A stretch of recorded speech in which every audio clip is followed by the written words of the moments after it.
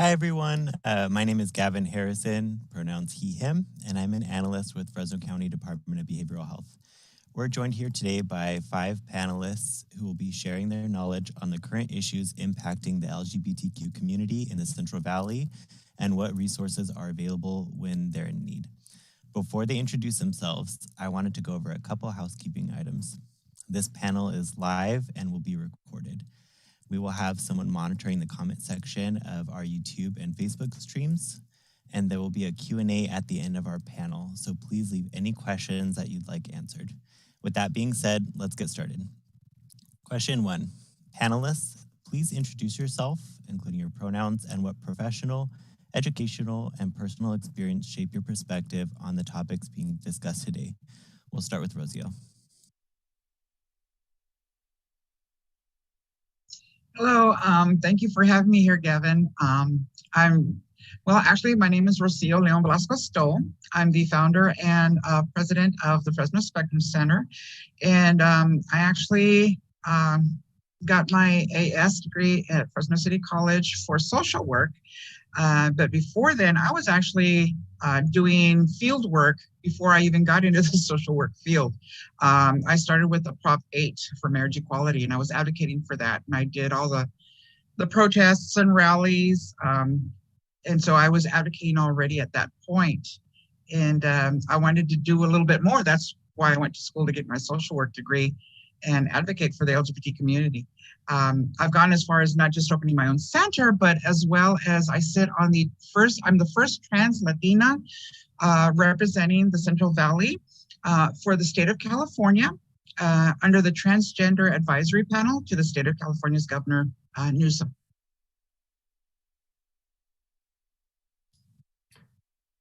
Hi, everybody. My name is Brian Poth. I use he or they pronouns. I am the co-founder and executive director at the Source LGBT Plus Center. We're in Visalia, California. We serve Tulare and Kings counties. I am an out queer non-binary person. I have been doing this work for nearly a decade, and I am currently on the advisory board of the California LGBTQ Health and Human Services Network. And the Source is part of the Out for Mental Health Task Force.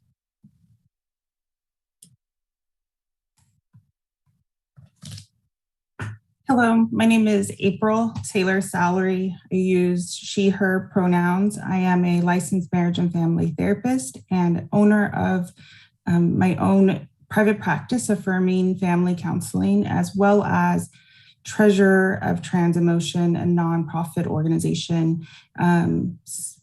We're here in Fresno, however, we serve the full Central Valley as far as, like Visalia, Tulare, and then north. We primarily offer services to non-binary, gender expansive, or transgender individuals. And I myself began in this community as an advocate for my child who is trans. And so that kind of motivated my work. However, now being in the community, it's intertwined in every part of my life at this point. But thank you. Hi, everyone. Happy Pride Month. My name is Estevan Parra Guerrero. My pronouns are he, him, his, and I serve as a coordinator for gender programs and services and LGBTQ plus programs and services at the Fresno State Cross Culture and Gender Center. I also identify as a cisgender gay man. And in 2008, I decided to leave home to attend Fresno State. And if I could be sincere with all of you here today, I was not ready for higher education. But part of me, I wanted to escape to find my true colors. And I've been part of the Fresno State family since 2008, as I completed my undergraduate in business in 2014, and then my graduate degree in higher education administration leadership in 2018. And now, again, I'm working here as a coordinator for the last almost 3 years now. So some of the stories that I brought with me in 2008 are similar to some of those stories that I continue to hear from students. So though we have come a long way, right? We still have so much work to do. So I take my work very personal, very seriously.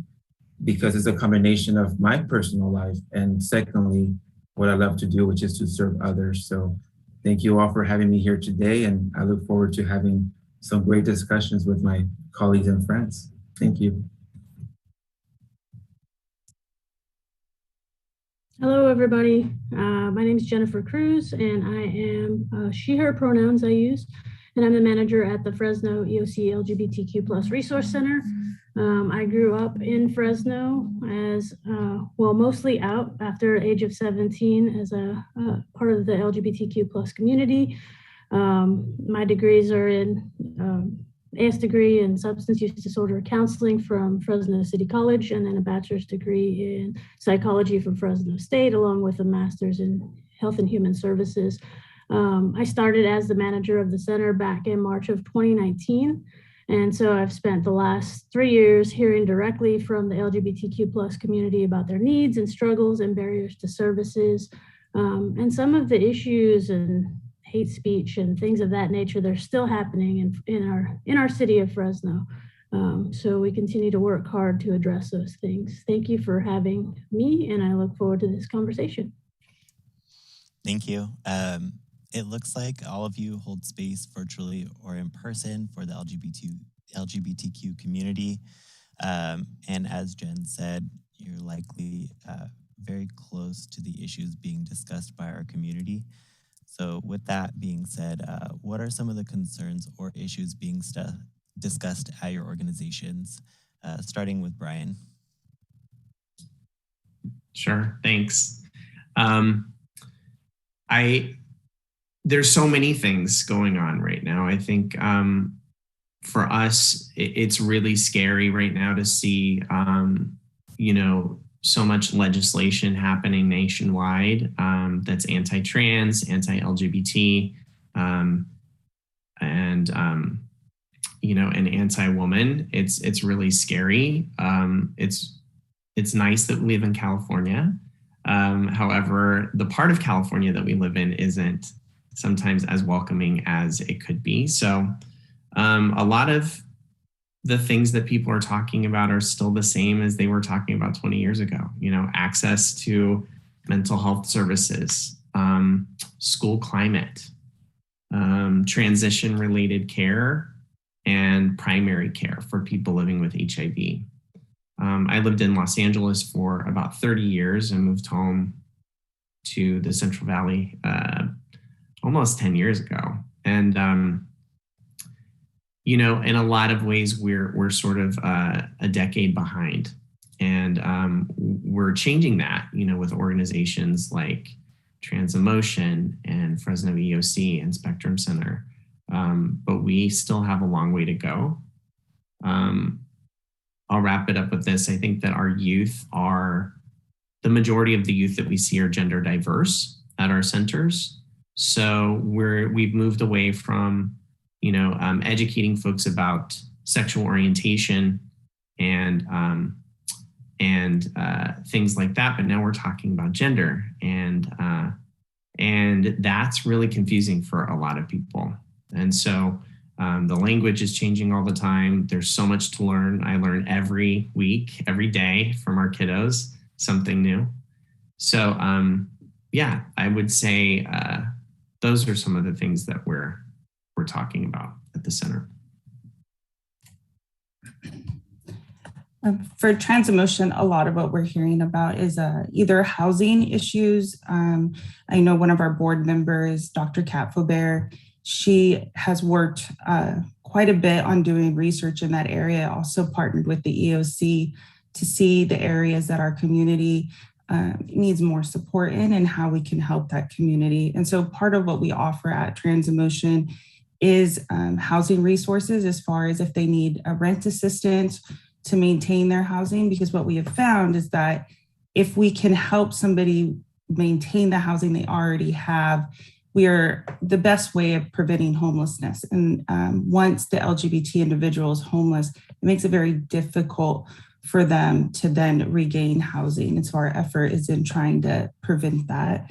And we also provide what we call the Community Care Network, which is a fund for people who need support with gender affirming care.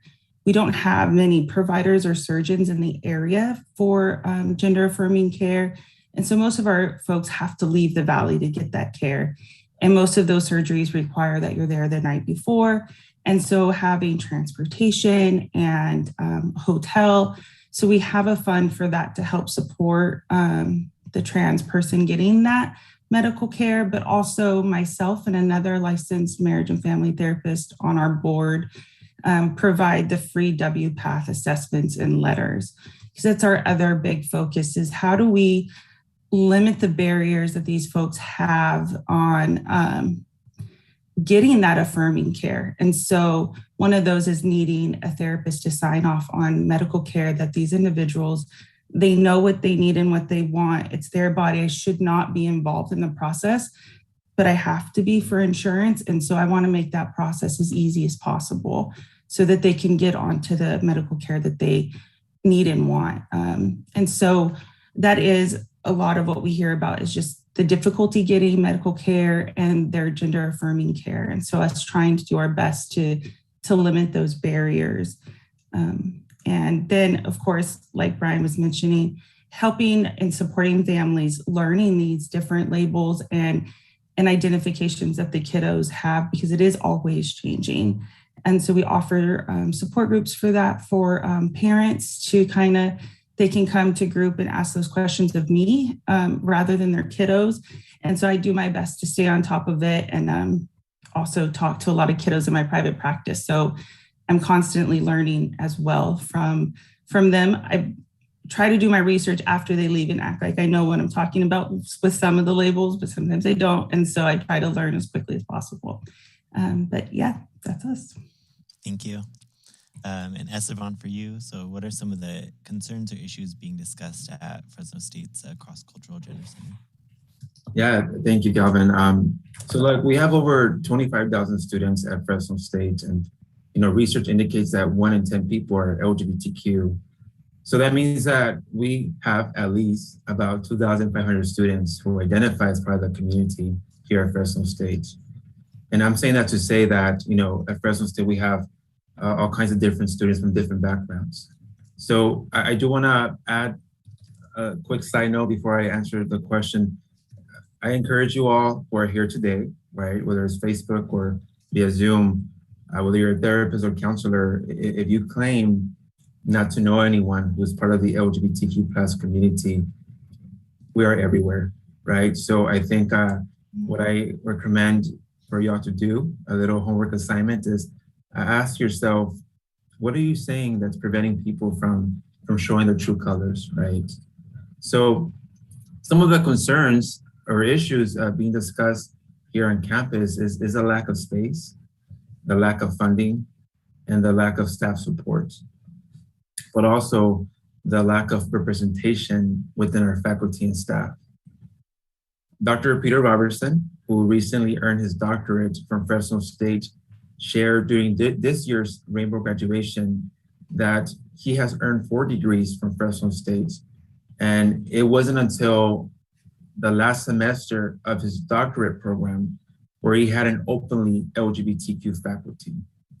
So again, as I shared earlier, right, we have come a long way, but we still have so much work to do. Thank you, Galvin.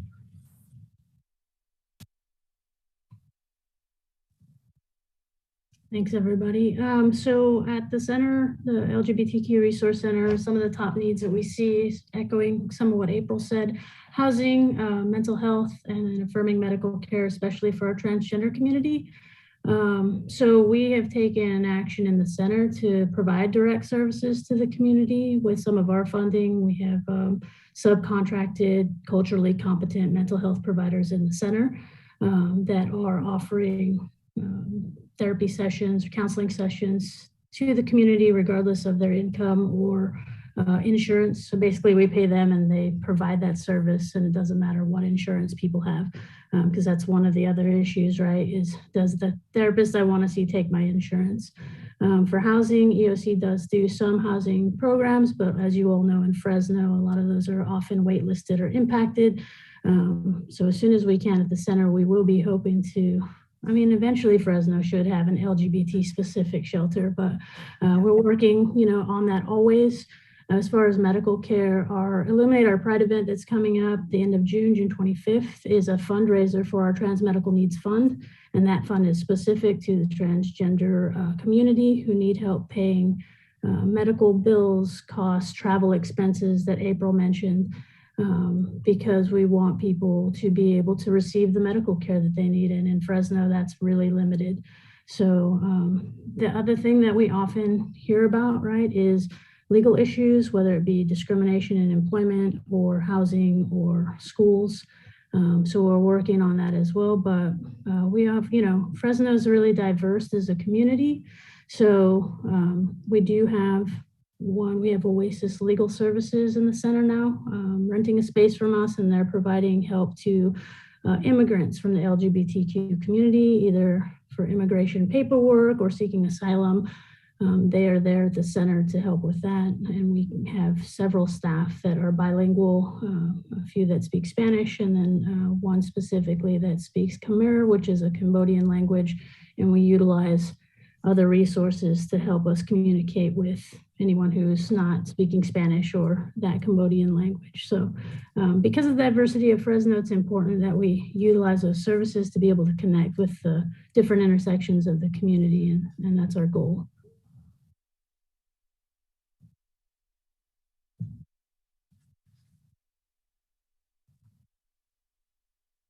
So for us over at the Fresno Spectrum Center, well, we're got a lot of everything that everybody else has already said. They beat me to the punch. But seriously, just a little side note of where we're headed, a little bit of a touch of focus. My husband and I, we're foster parents with Transitions Child Services Center. And we're encountering a lot of foster youth not getting the care that they need while in the system. So that's why we've put our focus on that right now on a little side bit. I've already advocated for them with the state of California. So that state licensing actually steps in to make sure that the different counties are aware of what can be done and what cannot be done. We've gone through already the process ourselves with the youth that we have in our care. And lo and behold, we found out Fresno County's first case is our youth that we're adopting. He's going through the hormone replacement. We were able to get that name and gender marker change right upon his adoption that we're actually doing. So it can be done, but a lot of the system social workers do not know the process that it can be done. So that's why we're advocating for them at this time.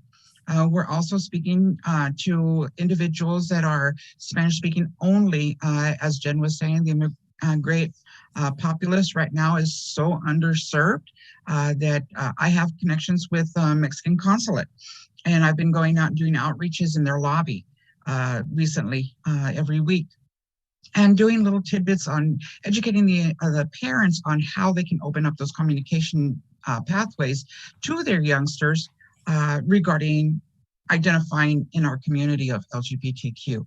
So we do those and also have other resources that we can connect those individuals to for the from the marriage certificate, because it can be done now that they're recognized in Mexico, to the gender and marker change. Now that it's being recognized in Mexico. And there's other services, like Jen was saying, there's immigration services that we can help them to get connected, because what we're finding is a lot of those individuals are going to the consulate, but again, some of their staff don't know what can and cannot be done, so they're being turned away. So they're using my access resource so that I can get into the consulate and tell them, look, I've got this person in our community who tried the proper process and was denied services. Please reach out to them. And so we've been doing quite a few of those cases as well. So we just like everybody else, Brian, April, Estevan, and Jennifer, we help out in every aspect. And as far as for the adults, we do add one little component of focus, and that's for food insecurity. The Fresno Spectrum has actually produced a lot of food distributions, especially with our annual September Resource Fair, September Spectacular. And we go over about 300 families that we fulfill orders for. And we leave it open to the public because we will not turn anyone away, whether they identify LGBTQ or not. Everybody we feel is a part of our community in one form or another. We all are interconnected. So we won't turn services away for that. But anything else, we always connect to individuals because we've had people calling us from Visalia. We connect them to Brian. Or if they're closer to Jennifer, we send them to the EOC. So we all help each other out in one way or another to get connected. Thank you. So it seems like in your responses, a lot of y'all touched on some of the barriers that the community faces and the sort of issues that they're bringing to your team's attention. But what are some of the barriers that y'all face when trying to provide them with those resources or services? We'll start with April. For us, some of the barriers are finances. Usually, if the care is not something that's covered by their insurance, or if they're having to travel to get that care. And the other barrier that we hear about a lot is just not enough providers, right? So not enough medical providers, both for primary care and for trans health care, and then also for mental health. I myself in my practice specialize in LGBT folks, primarily transgender issues, and over half of my clients are from the community. And I'm not on all insurance panels. And so it's me trying to find other people to refer out to, and it's just very difficult. So I did not realize for Jen that they had therapists down at the EOC. So I wrote that down because there are folks that need care that maybe they're underinsured, or their insurance is just, they can't find anybody accepting clients in that insurance. And so it isn't always safe to refer to anybody. So that's often the thing, is having affirming providers that are aware of it, even for medical care, right? Like for myself, looking for a provider for my family to go to took me 3.5 months because I refused to go to a different provider than my child, because I cannot trust that affirming care is going to be given. And so we just didn't have a doctor for a while. Until we were able to find one, which Dr. Lynn Scheid through Fresno's Women's Health is a family care provider, and affirming in the office is great. I would say that for trans masked people, it could be pretty triggering because it is a women's health place. However, she's very knowledgeable and very good at what she does. And so the other one that I work with is Madeline, I think it's Zeichner, through Family Healthcare. Family Healthcare has I think it's an adolescent program as well as an adult program for primary care and trans health care. And so that makes us up to 3 providers in the Fresno area that offers HRT. And so there's a lot of folks to help, right? And so only 3 is pretty overwhelming. So that's our biggest barrier, is just having enough folks that know what they're doing and they're willing to do it. And so we're grateful for them, but we could always use more. Thank you, April. I'm going to approach this a little bit different. So what barriers do I face, right, as I'm trying to support the community? And I'm going to talk on behalf from a Fresno State perspective, so from a higher education perspective. I think that burnout, there's a self-care statement, which is you have to put on your own oxygen mask before helping someone else, right? And that finally clicked on me. What I've learned is that we can't do it all, right? And as the coordinator of the LGBTQ programs and services, as I shared earlier, we're very limited on staff support. And during the fall of 2021 and spring 2022, you all will find me till 9 p.m., leaving the office. Because as a member of a community, right, you see the need. And even though you have leadership telling you, just cut back, it's okay, just cut back. No, it's not okay. It's not okay. But again, I am unfortunately cutting back because I can't do it anymore. I'm just exhausted. I'm tired. And of course, at the same time, I'm advocating for more staff, and it'll get better, right? It'll get better. But I think what's important here is we don't want to lose that self-inspiration and that passion that we bring to the community, because once that's over, that's the end, right? So one thing that I've been asking myself lately is we're here for them, but who's checking in on us, right? Thank you. Thank you all for listening. Thanks, Esteban. So as far as barriers with our community, we find one of the difficulties is reaching those that are most marginalized is always a challenge, right? So people living in poverty, maybe without access to transportation or internet or good technology, they may be the most in need, and we can't get to them, or they don't know that we offer support groups or mental health workshops or substance use disorder prevention, education, and treatment. So all of those things, they don't know that they could come to the Q closet and get gender affirming clothing, accessories, things of that nature. And we want to be able to reach all those folks. So we do have a staff of outreach people who are doing their best to make it to all the different community outreach areas. Fresno County is huge, but that's one of the things, so those who are not maybe on social media or not, have transportation to downtown or wherever it may be, that always is a thing that we are looking into to figure out where else we can be, which rural areas are having an outreach, whatever, so that our outreach staff can be there to talk about the services. We provide transportation assistance for those that we find out there, like here's a bus pass, come to the center, use the drop-in, meet with a case manager, and get connected with the services that you need, because all of us are offering all these services, right? But if the people that we are looking to connect with are part of those communities where maybe they aren't being reached as far as via social media, or we don't do television or radio ads generally, but I'm looking into getting us a big billboard like Brian has out in Visalia, so maybe they can pass that and know we exist, because I feel like even though we're going on 3 years, a lot of people are still like, oh my gosh, we didn't know there was the LGBT Resource Center downtown. So I think that's important, and we do work every day to make sure we're reaching those folks.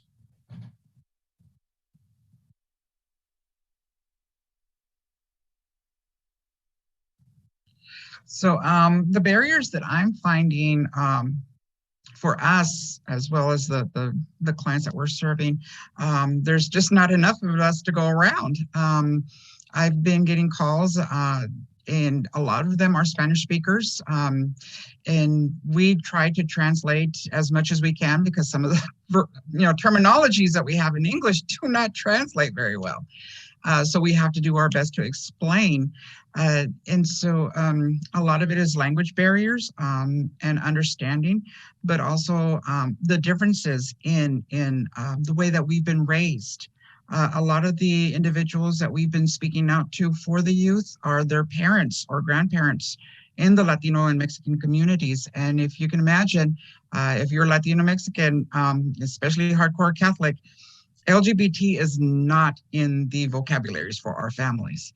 So we have to kind of help them understand that it's not the same as it was when they were being raised, or the times from that they came from.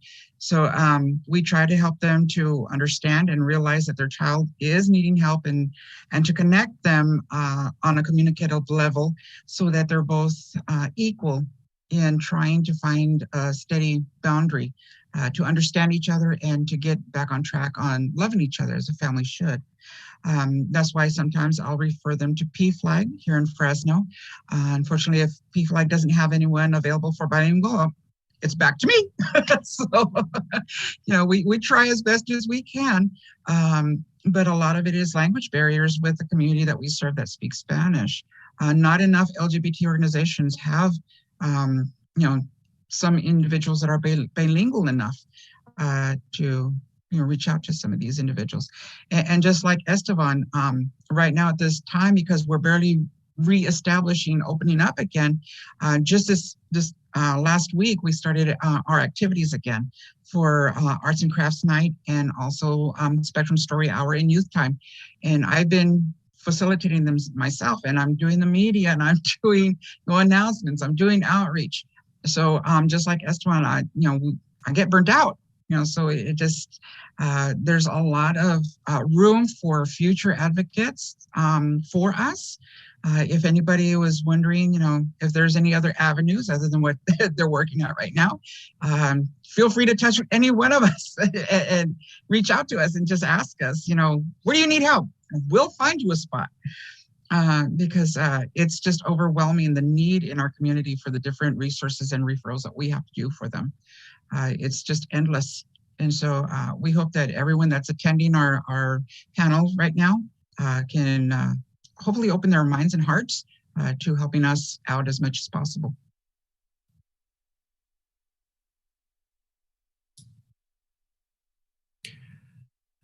I'm trying to think of something to add.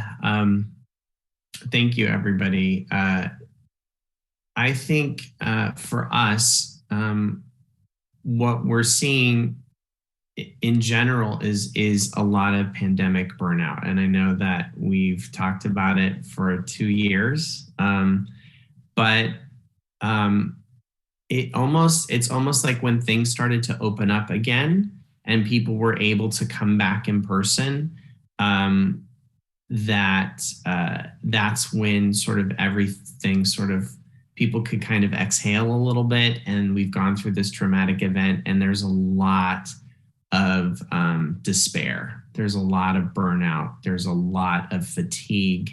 There's a lot of illness. People are getting sick. People are still getting sick from COVID.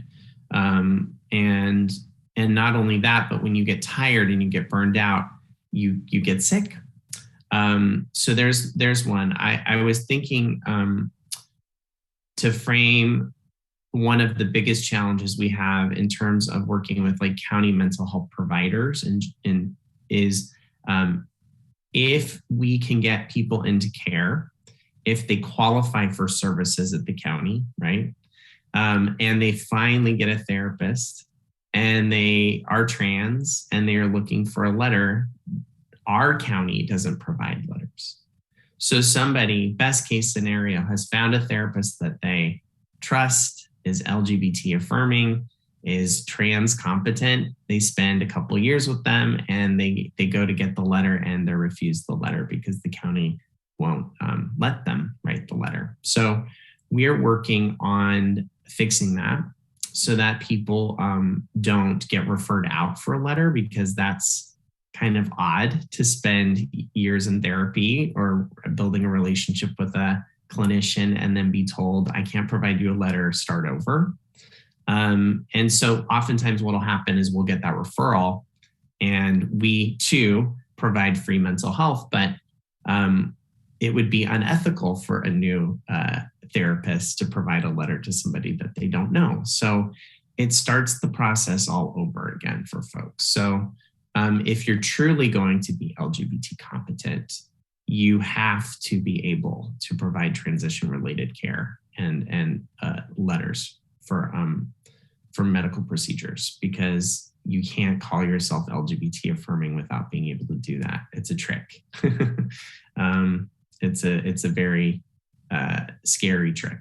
And then the last thing I'd say is travel. We live in a part of California that is vast. You know, Tulare County is the size of Connecticut, you know, and Kings County is the size of Rhode Island. I mean, we're living in vast places, and for people to get to the center, they have to figure out how to do that. And most of our youth don't drive. They don't have access to vehicles. They don't have cars. They either rely on parents or friends or guardians. And in order to do that, they either have to be out or they have to pretend they're going someplace else. So yeah, I think everybody's touched on something important today, but my big one would be the letters at county. If you're treating trans folks, you need to be able to provide a letter. Thank you. Does anyone have any additional comments about the issues being discussed at your organizations, the barriers that y'all are facing? I did want to add that there is a organization called Gallup, and that organization is for therapists like myself who are willing to write the WPATH assessment letters of support for free.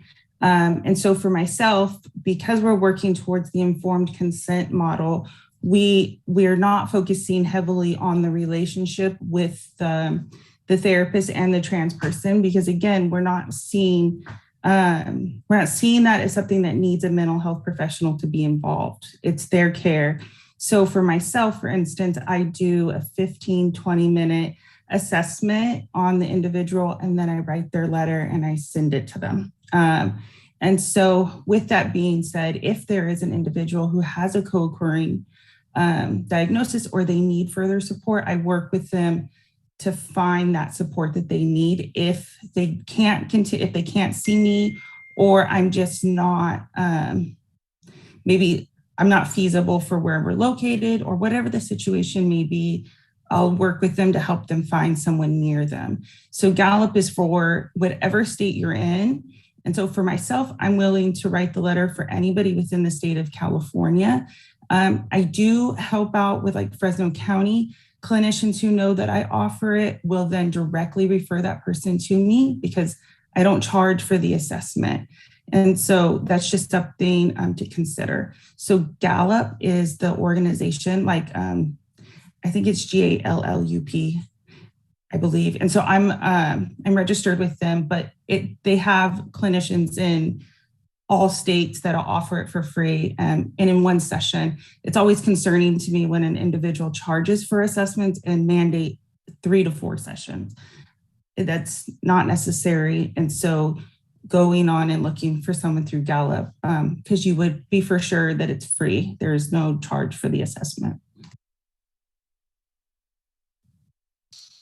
And I'd like to just add that if anybody in the mental health field finds a clinician that actually offers the assistance to write the letters and stuff, feel free to reach out to Jennifer, Brian, myself, April, so that we can actually put it, and Estevan, I'm sorry, Estevan, didn't mean to leave you out. But so we can put it in our directories for resources so that we can further the information to other potential clients. We also have LGBT Fresno that has a directory of resources. And, sometimes we like to help him out too, Jason Scott, to refresh that directory and make sure that's always constantly up to date. So please feel free to let us know, and we would be more than happy to email each other. Oh, we got a new one, so that we can get the potential clients out to those individuals that need those letters. Thank you. And I sent the link over so that it can be posted in YouTube and Facebook in case individuals want to add it to their list. Thank you all for your contributions for those questions. You have been touching on the resources that you do access to try and mitigate those barriers and to alleviate the issues being discussed at your organizations. But if you could take this time to kind of go over those resources again with us, you could focus on what your organization does. I know some of you had already discussed, certain services that you provide. So if you could do it again, but you can do key points or make it concise. And then also other resources that you may link individuals to or connect with more regularly. We'll start off with Estevan. Yeah, thank you, Gavin. So I agree with Rocio. We actually have a webpage under Fresno State of different resources in the community. So you all should be in there. And if you're not, please send me an email so we can update our webpage. And again, I'll speak on behalf of what we offer here at Fresno State. I think that our job here is to protect our students, our faculty and staff. And then if they need additional support, which oftentimes they do, that's when we provide them with the list of Trans-E-Motion, Rocio, Brian, and everyone on this call and others. So I want to start by just talking about the 4 resources available here on campus. And I think, they're valid because you might have a client, right, who's an incoming Bulldog, and I think it's important to also know this information. So we have our United Student Pride, which is an LGBTQ student club here on campus, and it's led by amazing students, and it was founded in 1987. So this year they'll be celebrating the 35th anniversary. And we also have the Rainbow Alumnics and Allies Club, members who work with the community to host events and also recruit potential donors to support LGBTQ initiatives. And of course, you have us, the LGBTQ programs and services. Some of the things that we have offered is this year, we raised the the progress flag for the 2nd time in a row. And we are working with LGBT allies, faculty and staff allies network to offer gender affirming care this fall, as well as we have our own safe space here, the TOC Pride Room, and our queer discussion groups and so on.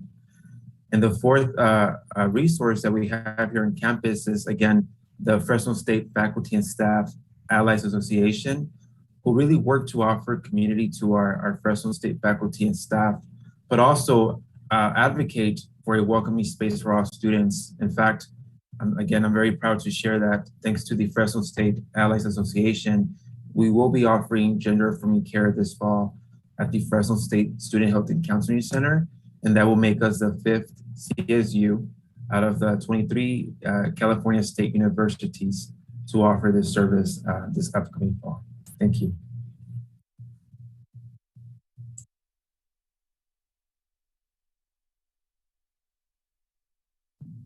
Super awesome. Thank you, Estevan. So resources as far as the LGBT Resource Center, I think I've said our aim, right, in our business is about being kind of a hub for all the information related to the LGBTQ community. We are also part of the network Brian mentioned, the Out for Mental Health network for the state of California. They have all sorts of different resources on their website for mental health type stuff and advocacy for the LGBTQ community. Have affirming care, mental health resources.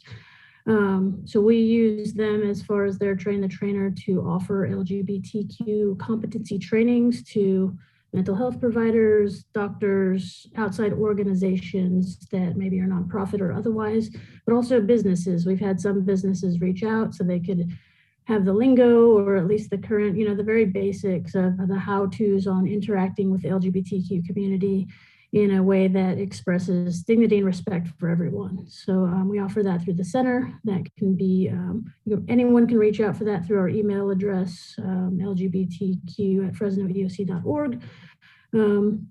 We also participate in anything we can as far as legislative days in Sacramento when they do the LGBT specific ones.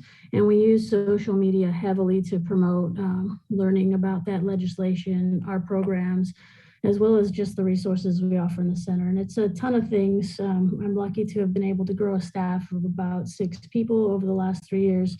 And so I mentioned already support groups, mental health workshops, our Q closet, a bunch of substance use disorder prevention and education programming, including harm reduction. You can come to the center and pick up free Narcan for fentanyl overdoses that you may or may not encounter, no questions asked.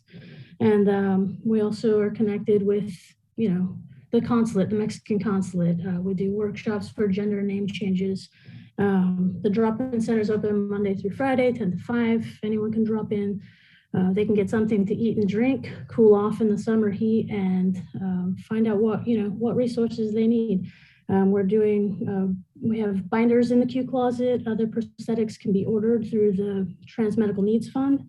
And we recently connected with the local Department of Justice Hate Crimes Division due to some of the recent social media comments around some of the events we have coming up for everyone. This Friday is going to be the Zoo Pride Night event.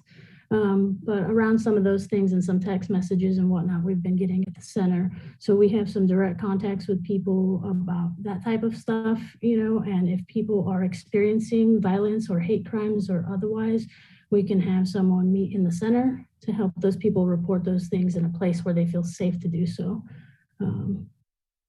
I said a lot, but that's all. Thanks.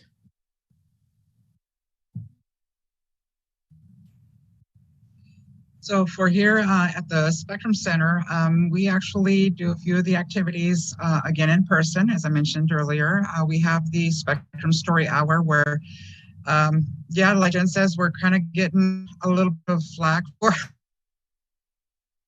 Drag Queen Story Hour is its technical term, but we use Spectrum Story Hour because we don't just have drag queens, we also have drag kings, and like myself, a transgender individual, so we just Spectrum Story Hour. And then we have youth time. So on the second Saturdays of the month, we have them both together back to back. This way moms don't have to come and go, for 1 hour and then skip a couple hours and come back. We just decided, well, back to back is fine.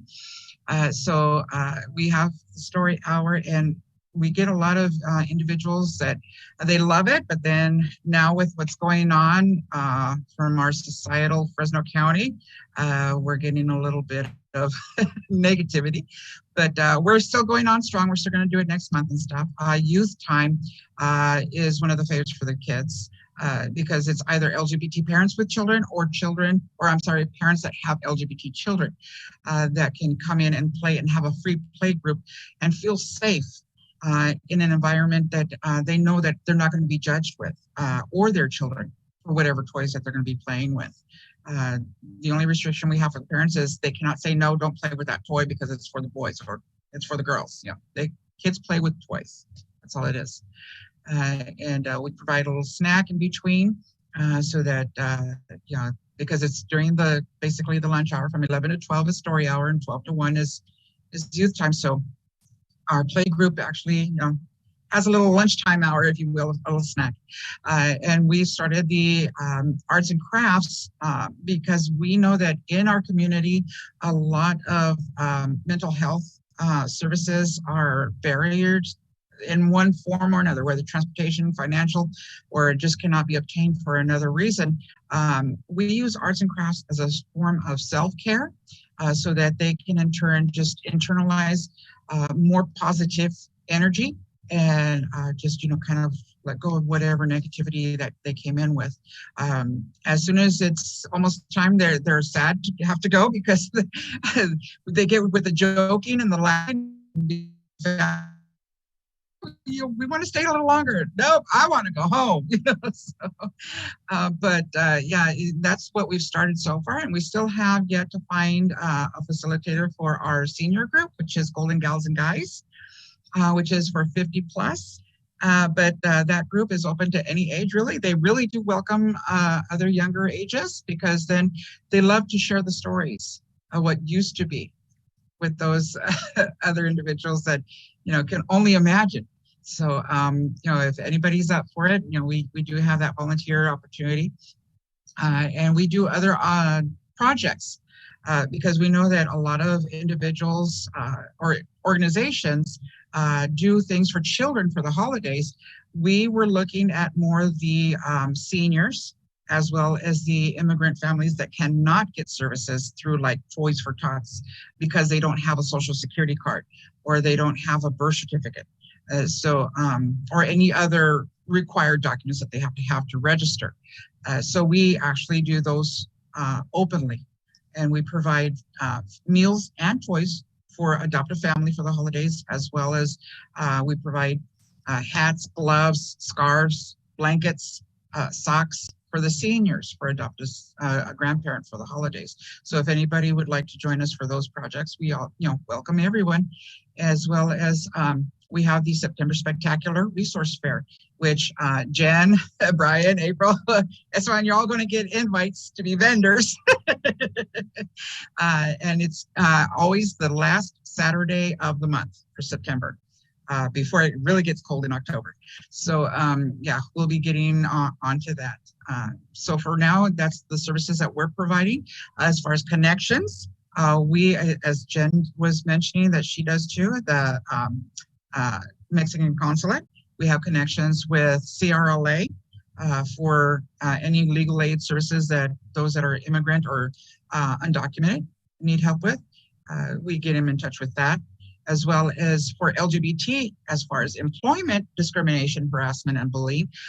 We're connected with Legal Aid at Work from San Francisco that we've already done a few referrals to for those that were under Uber for that scandal, for the trans individuals, the trans drivers. So, we try to help out as much as we can. What we don't have, we actually refer over to Jennifer or Brian, depending on where the individual lives. If they're Fresno State students, of course, Estevan. And Trans-E-Motion, we're always giving you people April, because sometimes we're unable to help. So, but yeah, that's the services that we have right now. I feel like I've learned so much today.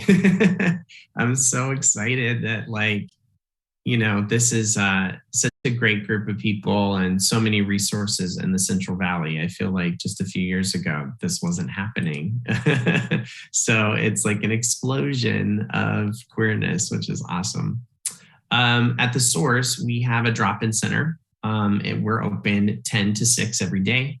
After 6 o'clock, we do peer support and some facilitated groups. So Monday nights are our youth nights. Tuesday nights are recovery nights. Wednesdays are our trans nights and trans game nights. We have a group for all ages, trans folks and parents, just like April talked about their group. So parents or loved ones of trans folks can meet at the same time as our trans group meets, but sort of in a separate space, so they can ask questions and learn things, and don't have to ask their trans loved ones for the answers. And then Thursday nights we have another recovery group, and Saturdays we have a lot of recovery groups. So we have lots of recovery groups at the Source. We also offer free mental health to folks. So if someone can't afford a therapist, or they are experiencing, a crisis, we can refer to a partner therapist. We do the same thing as EOC, where we use grant funding to pay for the services for the individual. It's always free. And then the last thing is all the fun stuff, all the events. We host Pride every year. Our Pride is in October, so you didn't miss Pride Visalia. It's in October. And then all the stuff that happened in June. We had a roller skating night for our youth.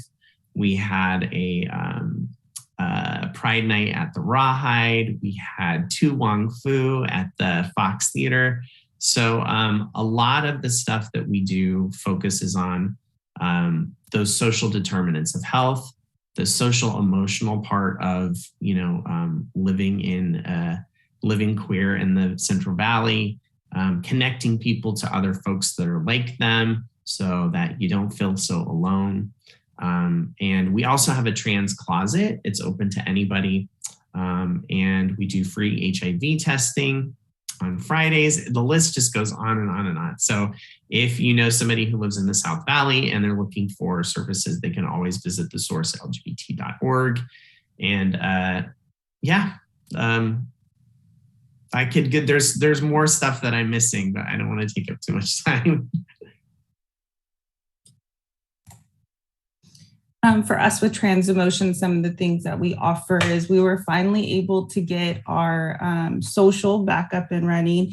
And so one of our community members, Alex, he actually hosted our first social back this month at Ming's. And so for summer, it will continue to be indoors. So we'll be at Ming's in July and August as well.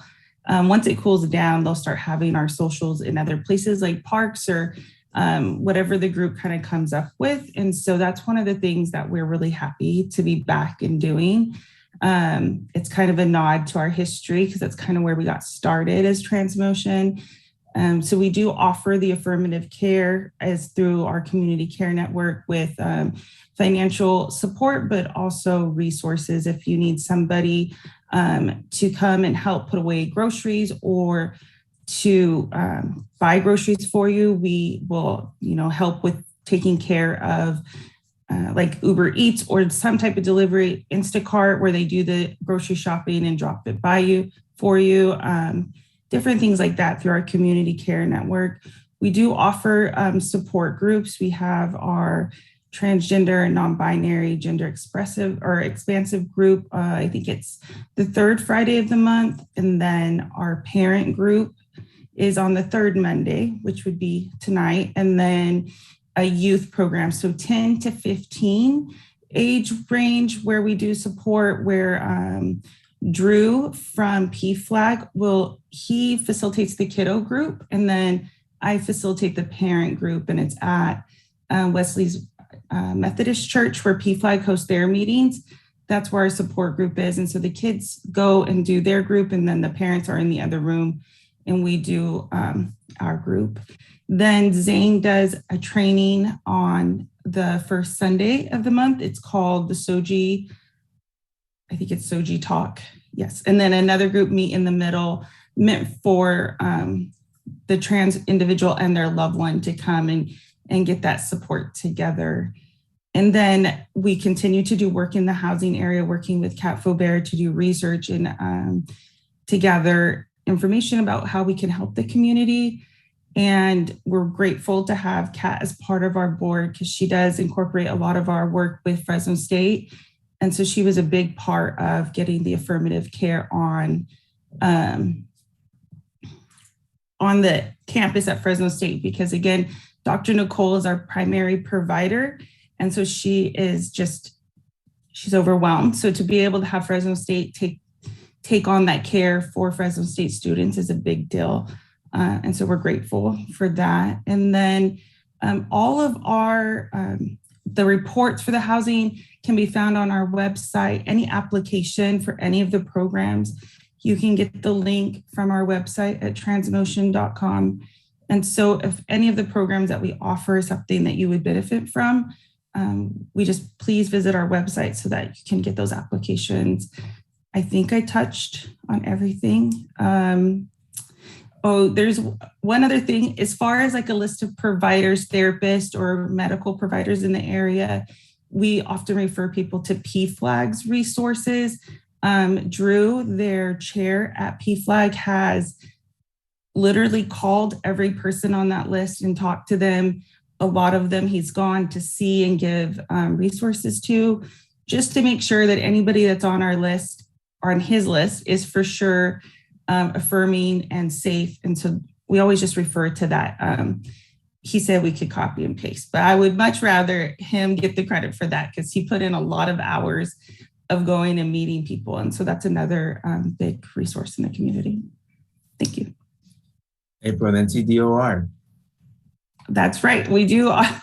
Sorry, I'm glad you reminded me. We also do TDOV and TDOR every year. That's something, ironically, that was the basis of our organization in the beginning, was TDOV. We've partnered with Alliant in the past, but this year we hosted it at Our Saviors. And then, so that's Transgender Day of Visibility, and that's in March. And then in November, we host the Transgender Day of Remembrance with Fresno State. And in the past, prior to COVID, we did it at this school, and they were a big sponsor for the program and allowed us to have it in that venue. And then the last couple years, they've hosted it on Zoom with us. And so Estevan's a huge part of that. And his center often helps do most of the logistics. And so those are two big things that are really important to us. And then I almost forgot also, we're doing a large event this year. It's called Gender Euphoria. And so that's a play on Elliot Page's big message, right? About finding that euphoria and being authentic. And so that is going to be hosted at Fresno City College. The whole idea behind that is to spotlight trans, non-binary, and gender expansive folks and their talents, right? So that they can perform or read poetry or do whatever it is that they do that is a talent they want to share with us. Also, while having a silent auction, highlighting LGBTQ individuals and allies who have donated artwork or products to the auction. And that will be August 20th at Fresno City. You can go on our website and get information for that.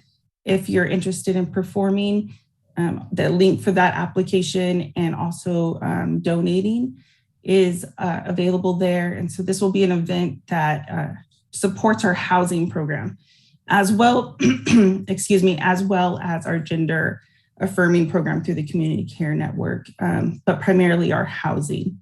And so that will be, again, in August, a pretty big event. And so if you would like more information on that, and I think I covered everything. Thank you, Estevan, for the reminder. I could add one more thing. I'm just gonna throw it out there. It's gonna be a homework assignment for all of us. I think we should all come together, and of course the other organizations that are not present here with us today. And we should come all together as community and host like a holiday dinner for the entire Fresno, Visalia area. And that's something that I've been thinking about for 2 years, but COVID, the Rona got on the way. But something to think about. Expect an email in the near future. Thank you. So before I move on to the next question, if any of the people listening in have any questions, please feel free to put them in Facebook and YouTube, and we'll answer them pretty shortly. For now, so we're at a time where many of us have easy access to a lot of writings on topics related to gender and sexuality. However, this abundance may leave some of us uncertain as to where we can find accurate, up-to-date information. With that in mind, what are some reliable online resources that you can recommend for our listeners to stay updated on LGBTQ topics such as legislation, terminology, programs, etc.? And we'll start off with Jen. Thank you. So we were just going to mention the, excuse me, California LGBTQ health.org, and that's the Out for Mental Health website. So much information with regards to mental health in California and advocacy for the LGBTQ community specifically.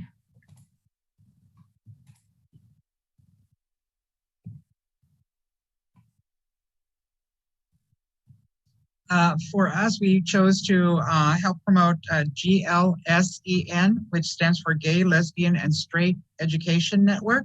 And they help with learning about more for the teachers or students about how to avoid discrimination, harassment, or bullying.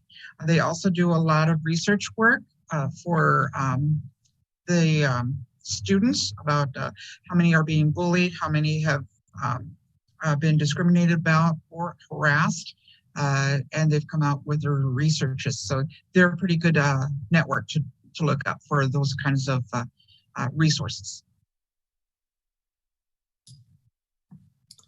And we wanted to mention the Trevor Project. So many people know that the Trevor Project is a 24-hour, 24/7 hotline for LGBTQ youth. It's a suicide prevention hotline, but not many people know that they also have a chat feature, a text feature, and they do incredible research around suicide prevention and rates for LGBT folks. They just released a study this year, and it's got some pretty incredibly shocking statistics in it. But they're very reliable, they're up to date, and they're a great resource, thetrevorproject.org.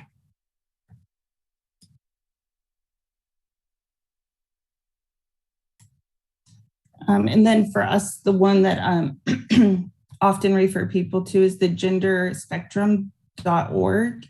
They are great at keeping up to date as far as like the terminology, like we talked about, laws, as well as training for inclusive schools. I know that's something that I am often advocating for with Clovis Unified, as that's our school district who could use a little more of gender spectrum. But that's someone that I can always count on their research and their data to be up to date, as well as their trainings.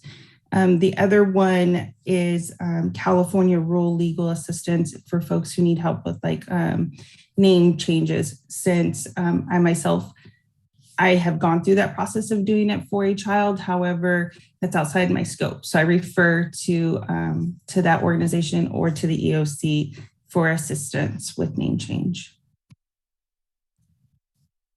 For us, honestly, everyone in this call is a reliable resource to the Fresno State.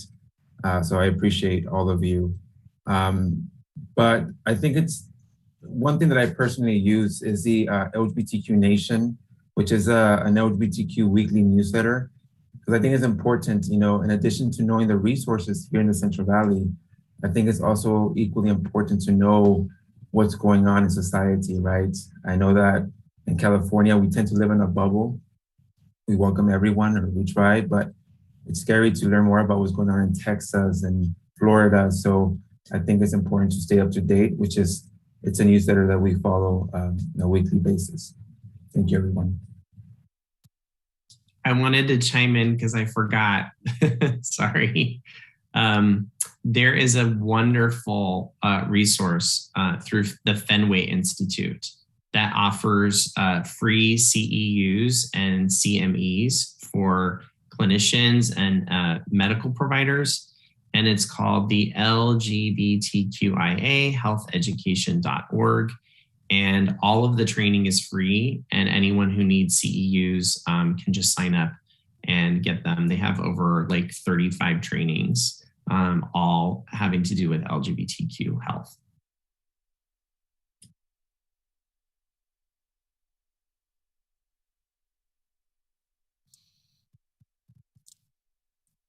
Thank you. Would it be Jen next?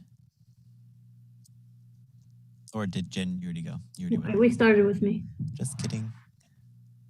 I think we all went over all of our resources then. Thank you all for sharing. I appreciate that. I believe someone from our team has put the links to those trainings in the chat. So if anybody wants to access them, feel free to use those. At this time, I'm checking to see if there's any questions that were asked.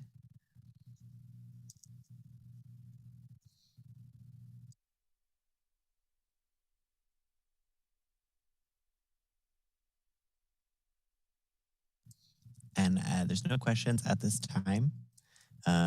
So we'll give it a couple minutes. In the meantime, if there's any additional comments or anything you thought of related to the previous topics we've gone over already, please feel free to share them right now. And then after that, we'll wrap up if there aren't any questions. So yeah, does anybody have any additional things they'd like to share?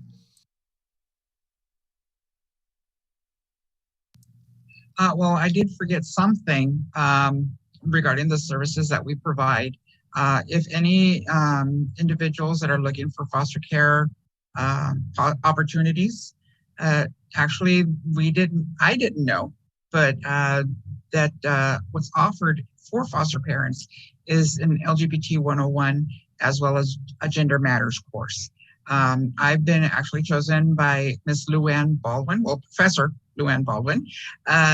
So I better get it right. I don't like someone, not saying my pronouns. It's Professor Luann Baldwin. She's the one who heads it at the College of Sequoias. And she has me facilitate it for her. And we kind of co-facilitate it. And so it helps to have the foster parents maintain their certification status. So if anybody is interested in that or knows of a foster parent that they're helping that doesn't know where to go for that sort of training, feel free to connect them to the College of Sequoias and see if they can connect it through there. I just wanted to chime in really quick because if I don't mention this thing, my community outreach educator, Jess Fitzpatrick, would be very upset with me. It's Give Out Month, right, for Give Out Day, and the big day is June 20th. That's the National Giving Day for LGBTQ nonprofits, so spread the word about that. And anyone can give to the center through giveoutday.org. It's on all our social medias as well. But all that money that we raise for the month of June for Give Out Day and through our fundraiser, Illuminate Our Pride, is going to the Trans Medical Needs Fund for the year. So that money will go right back into the community. And just real quick about Illuminate Our Pride, that was something that started in 2020 as an effort to raise the voices of the different intersections of the LGBTQ community those most marginalized, to give them a stage basically to talk about their experience here in the Central Valley, some of the barriers they're still facing, some of the things that have improved over the years, and then to wrap up with like how we can all work together to improve as a community and as organizational leaders. I think I'm going to see all of you there on Saturday. So, but yeah, that should be a lot of fun, but it also includes things like food and food trucks. We'll have a cooling center in the center. It's a street fair. So there'll be, I think we tripled in organizations and vendors that are going to be out on the street, giving, resources and then selling their artisans.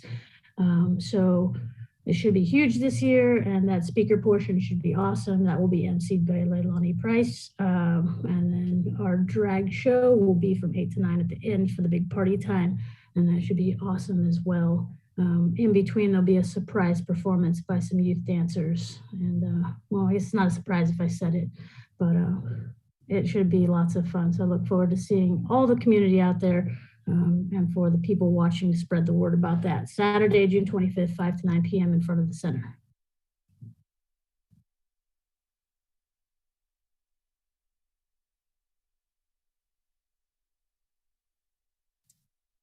Thank you all for sharing. I appreciate it. And I was informed that the listeners are also very appreciative of the resources provided today. I think it really does help when you already know, the basics on gender and sexuality, and you just need to know where to keep continuing your education, where to link people, how to actually put that knowledge into action. So I think it's really great to know that there are places that people can go in order to be provided with services.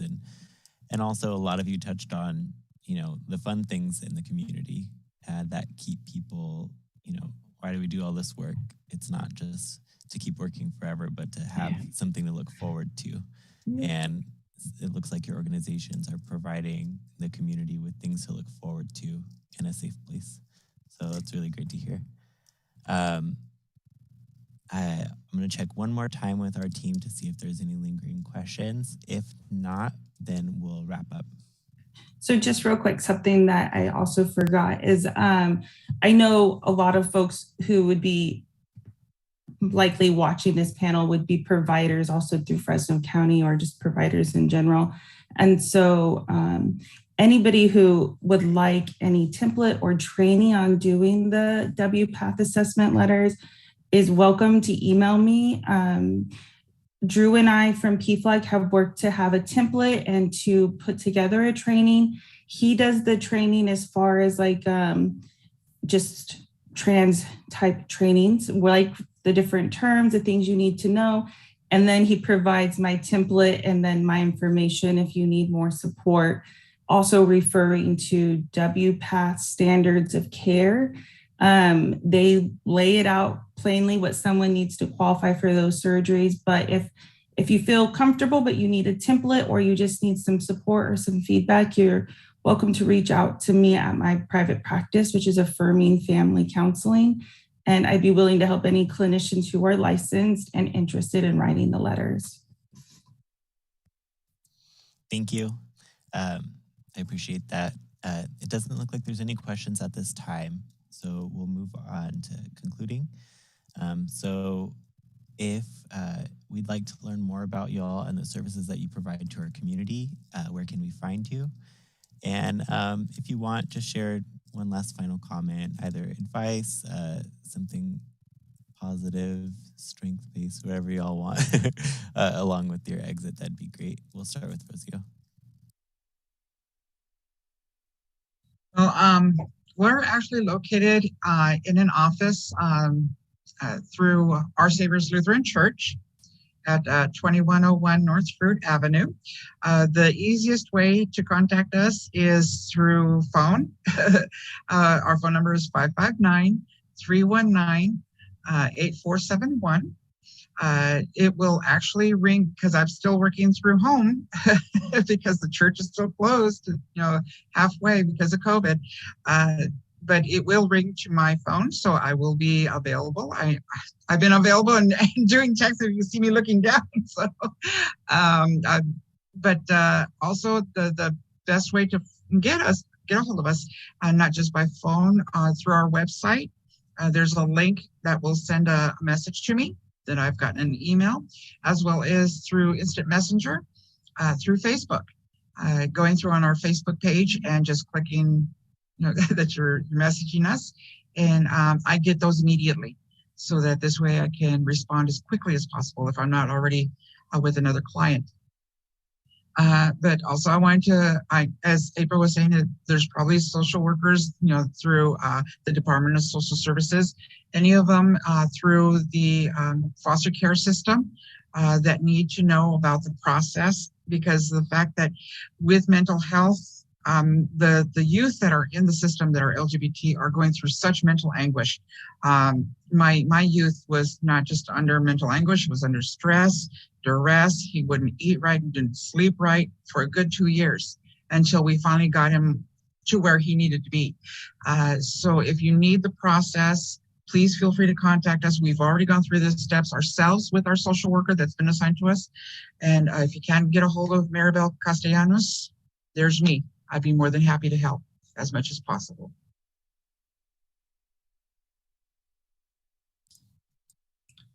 So you can find us on all of the social media at The Source LGBT, and our website is a really great tool to access our programs and services and find out what's going on.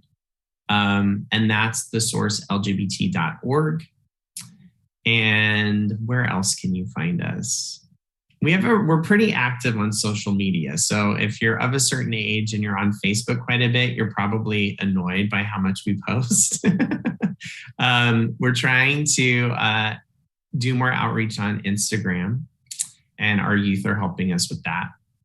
We also have a Discord channel, which is a private chat channel for our youth that's monitored by our youth program managers, which is a safe place for youth to chat without having to be on video. And so if you want to access that, you can go email one of us at The Source, and we'll let you know how your youth can access the Discord channel. And then one last thing we want to leave you with is, I want to, reiterate the fact that I'm so jazzed about how many queer organizations there are doing the work right now. We're all, and the fact that you're here today, if you're watching this, is I want to applaud you for coming. You could be any place else, and you chose here, so thank you. And if you ever need help or resources, just we're all probably too accessible. So it won't be hard to get a hold of any one of us, and we're all very close. So if one of us can't help, we'll hand it off to somebody else. But thanks for listening. I agree with Brian that any of us are accessible, and we try to be out there as much as possible. If you do need to get in contact with Trans-E-Motion, it's either through our website and our email, but also our social media messenger. There's a board member signed in to either Instagram or Facebook nearly all the time. And so that's the quickest way of getting a hold of us and getting a direct answer. And then to just shamelessly ask for volunteers. If there's any, you want to volunteer, there's anything you are interested in maybe providing to the community, I'm sure any of us would be grateful to have more volunteers or people working in our organization. And so, all that information can be found on our website. And thank you for having us. So please follow us on social media. We have programs, and everyone's welcome. I mean, like April mentioned, I think we worked with EOC in the past with Jen, April, and we're always looking for other folks to collaborate with Fresno State. And so again, everyone's welcome. So please follow us on social media at Fresno State CCGC. We have Instagram, Facebook, and Twitter. I was gonna say LinkedIn, but no, anyways. And then my email, of course, I'm gonna drop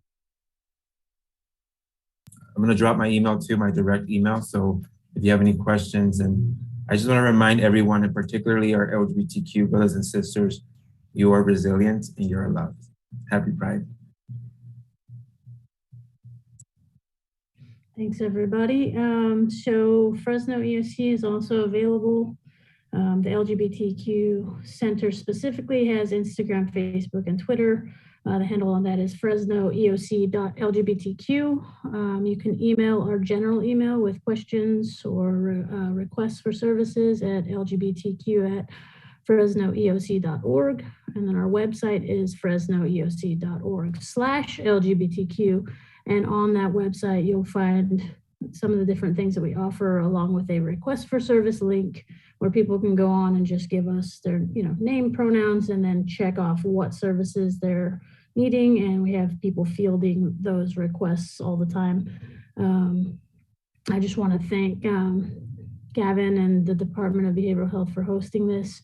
It's important that the community have a place where they can hear about all these wonderful things that everybody here is doing. And we hope to see you all at the events this Friday, Saturday, and stay safe. Thank you. Before we all leave, someone in the comments did have a question on how people can support your organizations aside from donations. April and I believe Estevan and maybe Rosio earlier had all indicated that volunteers are always welcome.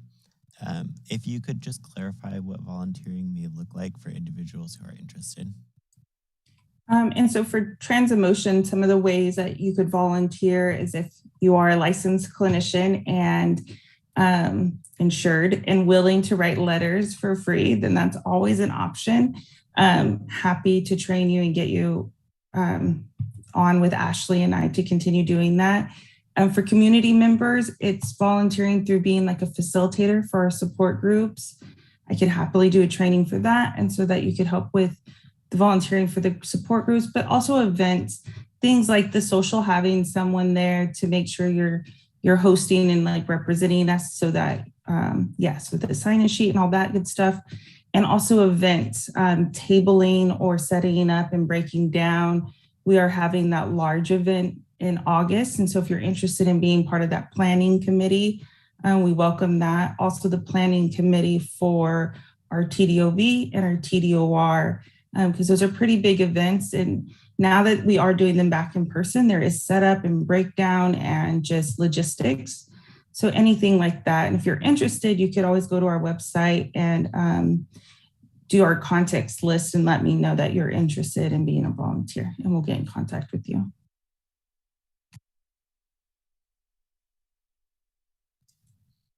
Thank you. So that concludes our panel discussion today. I wanted to give a final thank you to all the panelists for your time, your insight, the resources that you provided our listeners. And I want to thank everybody for listening in and wanting to learn more about this community and how we can help each other out. So I hope everyone has a great evening. Happy Pride Month, and I'll see y'all later.